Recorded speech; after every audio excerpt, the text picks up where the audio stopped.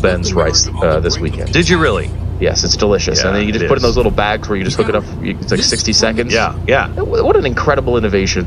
I mean, rice, you have to boil it or whatever you had to do, and it took a while. You had the big box, and now it's just you got these little things. You microwave them for 60 seconds. Delicious. The way you delicious. Delicious. Delicious. Boy, I want to take on that Joy Reid thing when we get on, and we're going to talk about Louisville and also the special last night.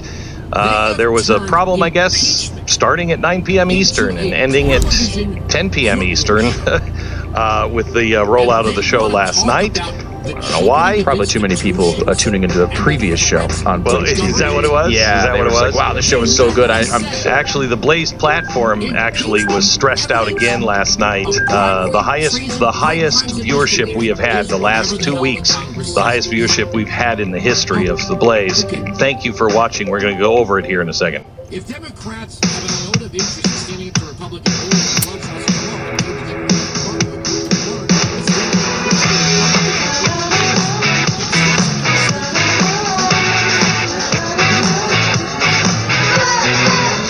what you're about to hear is the fusion of entertainment and enlightenment. This is the Glenn Beck program. I have to start just by saying this. I apologize for working with such a bigot. Say her name. Say her name. Say her name. Are you talking about Breonna Taylor? Say her name. Breonna Taylor's name? Say her name. Yes, say her name. Breonna Taylor. Why won't you say her name? You're the one not saying her name. You're just saying say her name. I don't even understand. I'm saying Man, Breonna I am Taylor. starting a hashtag Stu Say Her Name campaign. That's how much I believe in things. Breonna Taylor? I'm gonna hashtag Stu Say Her Name. This is the Don't even know. We're going to go over that whole thing. 2 cops were shot in Louisville. Joe Biden and Kamala Harris came out with an outrageous statement. Outrageous statement. As cops are being shot, an outrageous statement. We'll give that to you coming up in just a second. You could be the most privacy-minded person in the world. Oh, my gosh. Say her name, Stu. Say it! Breonna Taylor. Say her name. My gosh, the racism just continues. Now, is that an argument? Because that's what I see substituted for an argument. Yeah. A bunch of names of people who had issues with police, whether some of them justified, some of them not. Like the entirety of the argument is like Breonna Taylor, Trayvon Martin, George Floyd, Eric Garner. And it's like there's a whole range of stories you're talking about. We need solutions. Some of them justified, some of them not justified, some of them involving police, some of them not. No-knock raids in the middle of the night. No, like, can we clear some of these things up?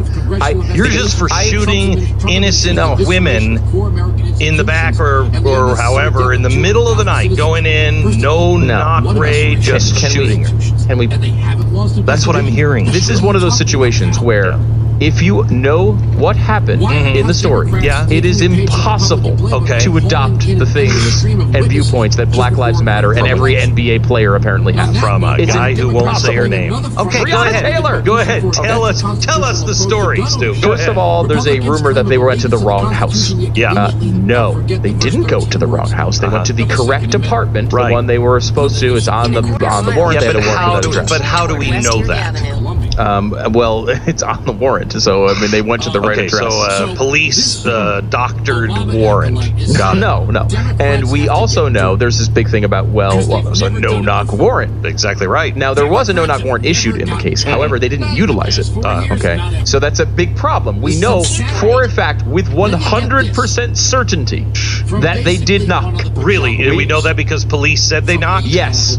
And also Kenneth Walker, the guy, Breonna Taylor's boyfriend, that he also said he heard the banging, and a separate neighbor who came out to say, what the heck's going on? There's a lot of loud banging going on in this door out there. And then the police said, get back in your apartment. So we know with 100% certainty. But we only know from the guy who fired on police and the neighbor. Those are the only witnesses that And we the have. police, and 3 police officers. Okay, well, you got to throw out the police officers. They're all corrupt. Okay. All right. But they all agree on this. So that's a big. Well, they're probably lying. But the guy who shot was inside. He wasn't lying, and the neighbor I trust, but I don't trust the police. Now, if you've just seen this on sports broadcasts or from dumb politicians, I like to get all my news from both of those sources. Oh, no kidding. And MSNBC, which I think is the combination of the two. Continue for one Yes, that is All right, actually go pretty ahead. much the Thank you. combination.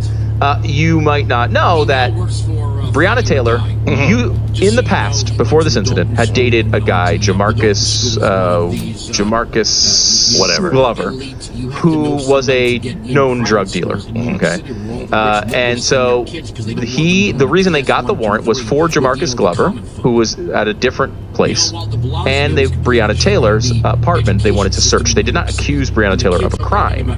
They were just the accusation or the belief was that they used to date. They had seemingly broken up, but they were still kind of in contact. He had come over to her house a couple times, maybe to pick up a package. They believed that maybe he was getting drugs or money sent to her house and using it sort of as a safe house because she didn't have a criminal history. There was no reason to believe she did anything wrong. There's nothing that she did wrong, and they didn't accuse her of doing anything wrong. In fact, the belief could have been that she was maybe abused. Right. And she's just hiding stuff at her house because the drug dealer boyfriend, ex-boyfriend, is beating her up and is abusive. She doesn't want to piss off her her ex-boyfriend who's a drug dealer, which would be a sensible motivation. But the police's motive, What are you going to do? The police motivation there is to go in and see what is in the house. Right. Is he hiding drugs? Is he hiding money? What's going on? So that's why they have the warrant. They go to the house in the middle of the night, and we can talk about why this part of this is a problem, but separate from what happened yesterday. Because if you missed the news yesterday, there was an indictment in this case. They announced the results of a grand jury yesterday, and that's what led to the violence last night. 2 police officers were shot, among other things. So they go to the house. Police start knocking on the door. We know they knocked on the door. They identify themselves as police. Now, the neighbor confirms this, that they identified themselves as police trying to come into the door. Kenneth Walker, the current boyfriend of Breonna Taylor, The good guy, no charge against, nothing wrong with him, nothing. Yeah, Clean. they're in bed. It's 3 a.m. or whatever. They're in bed. They hear the banging. They both wake up. Right. They stumble out of their bedroom down the hall. They're looking at the front door. He realizes that she's got a boyfriend who would be pissed off that he was there, and also is a drug dealer and with a known criminal history. Right. And if indeed she was in an abusive relationship or just afraid of him. Yeah. He was there. He would have a gun. He's going to shoot because he has a right to defend himself in his own home. And he's a legal gun owner. Right. And this is an important part of this, legal gun owner.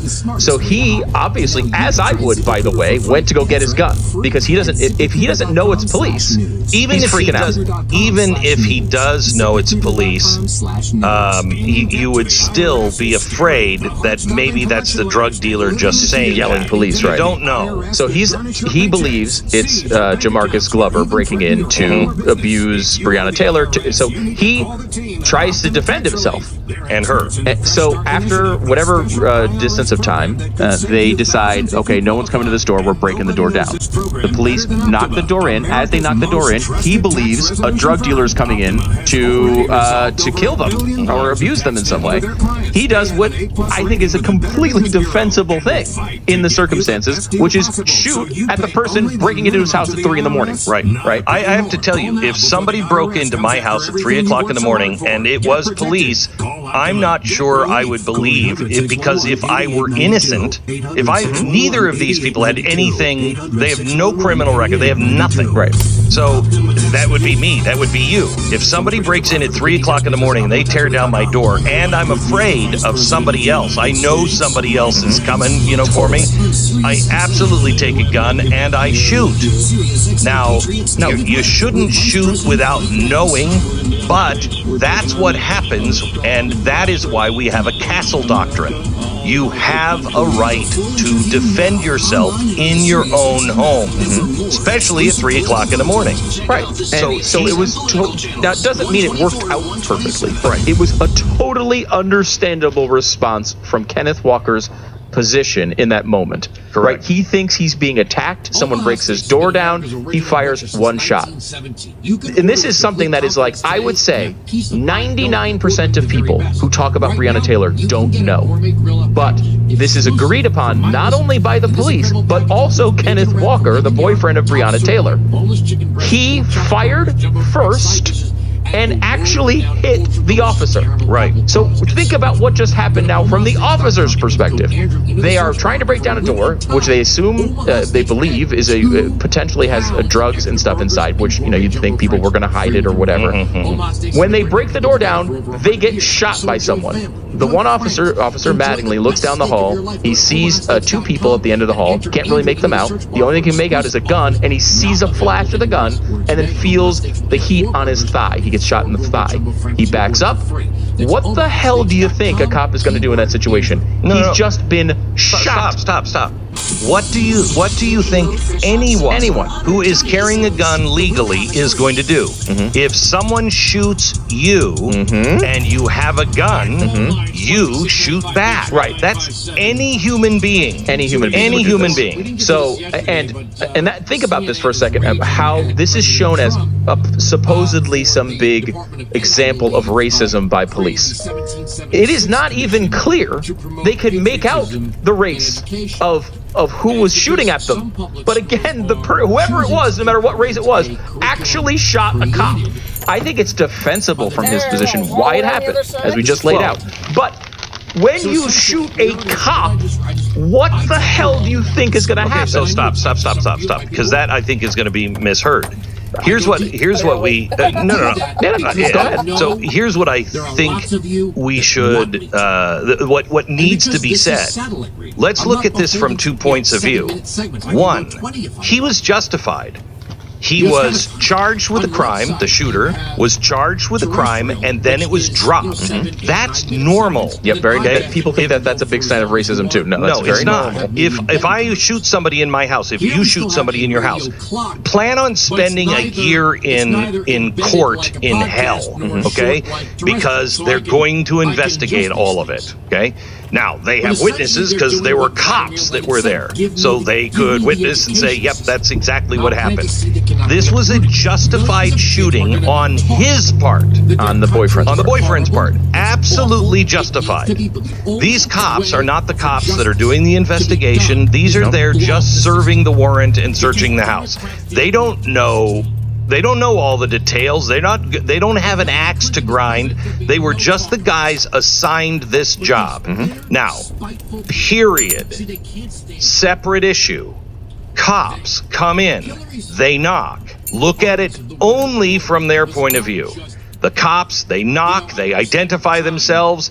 They are going into a place that they have been told could be hostile because it could have a drug dealer inside. And whether he's violent or not, I don't know. But they suspect that maybe if he's there, they knock, they identify. They knock, they identify. Then they took the door down. The minute that door is open, somebody in the dark shoots at them.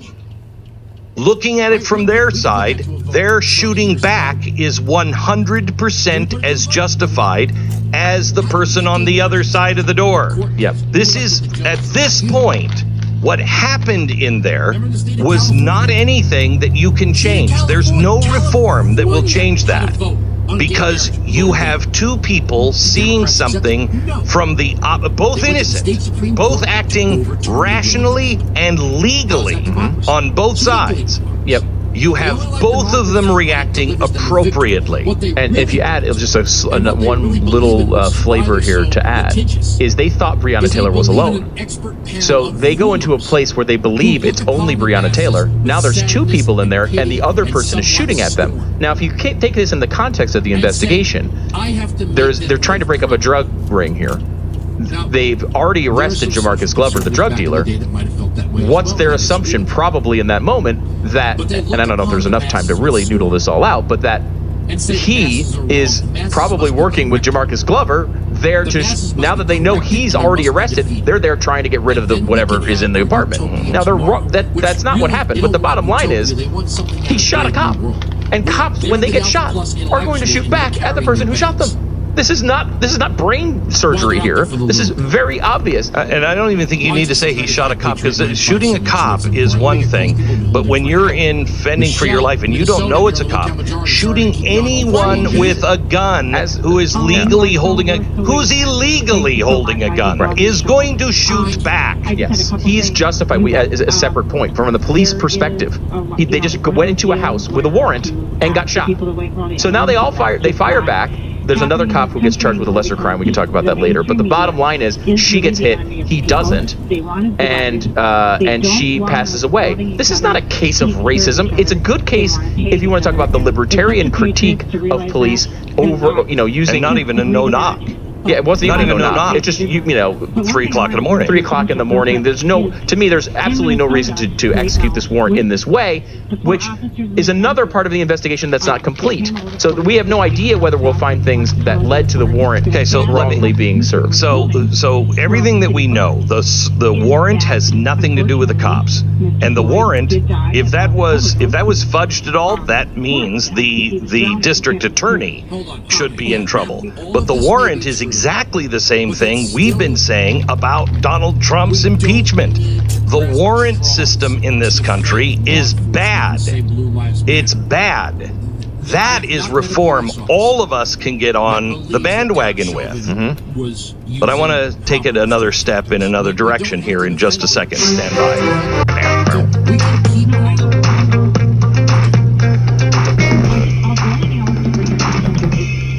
So I want to take it now here to Joe Biden. I want to take it politically here, because what's happening is what we just told you.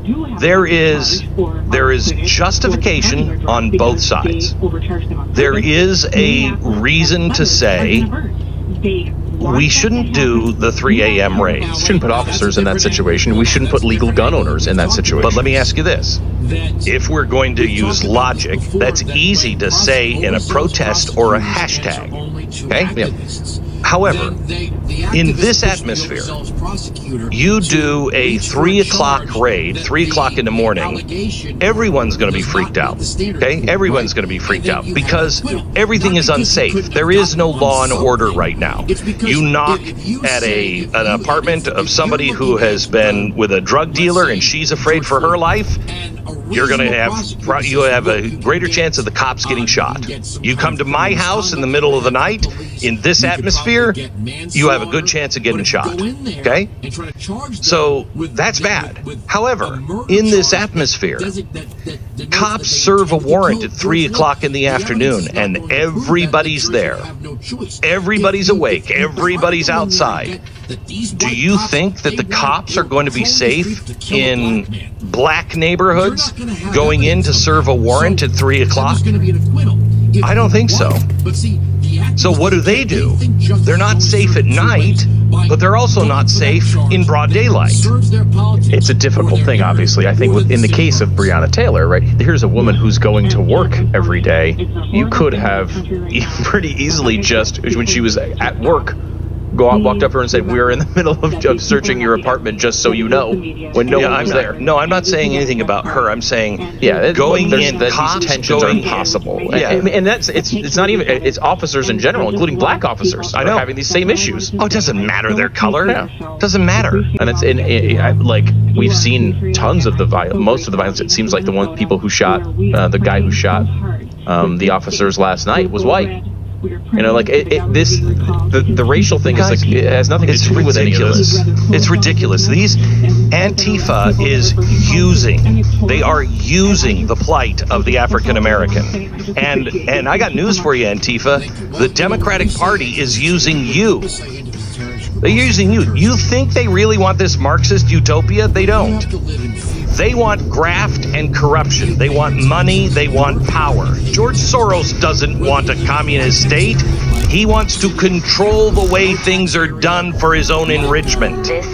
Somewhere in North Florida or in Tennessee, where you have no state income tax, you expect the government to serve you for the taxes you pay. And part of that is to not live in fear.